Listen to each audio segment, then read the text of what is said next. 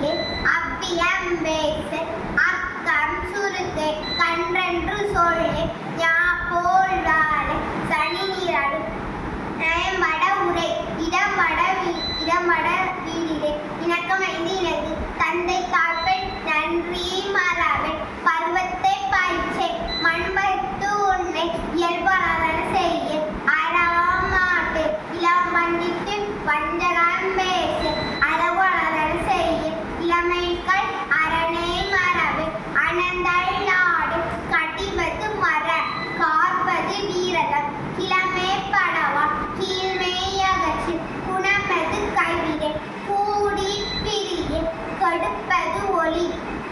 வேலி நூய கைவினை கரவே கொள்ளே வீழ்ந்து